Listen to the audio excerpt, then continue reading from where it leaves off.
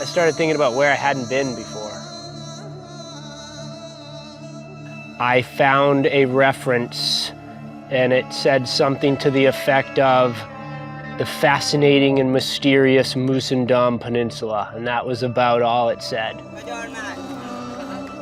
Mark Sinnott's probably one of the most prolific exploratory rock climbers of his generation. What a climb. God, I succeeded. He always has a plan to go somewhere that you didn't even know had rock climbing or you didn't even know existed. Some of the most interesting stuff I've ever seen in the world. Sort of jagged limestone peaks that just fall straight into the water, or rock and water, and that's it.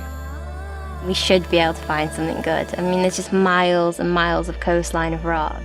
We're hoping that the rock is going to be good.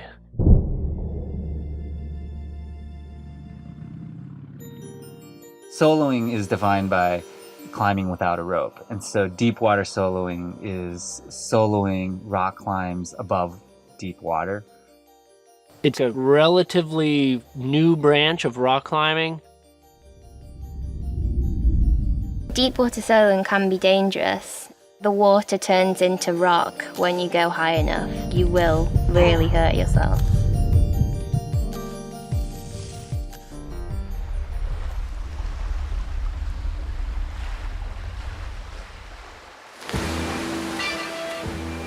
This is the first time that I've ever deep water soloed. Oh, come on, dude. Oh, come on, dude. Oh, dude, come on. Oh, give up. Climbing with two young guns, as we like to call them.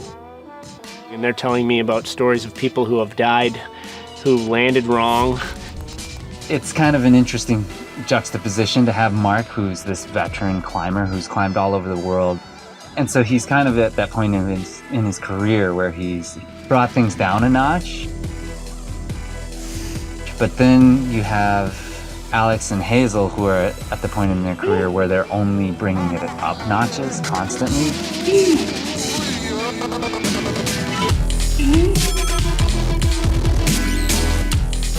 We tried it in the evening at sort of lowish tide, and you could actually hit the bottom. They're pushing me. I've had to expand the boundaries of what I thought was reasonable to climb without a rope on this trip. It's been really cool to experience all these kind of different perspectives on, a landscape that's really different. The climb that we did of this huge buttress above the village of Sibi. We're in for it. I mean, this thing is gigantic. Was just an amazing day in the mountains, one of my best experiences because it got us up high. Could see all these limestone fingers extending out into the Persian Gulf. I know that will be, one of those days that I kind of always look back on as one of the highlights of my climbing career.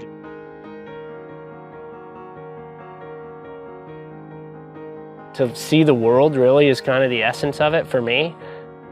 The cultural experience and to meet new people. I'm doing this for the adventure.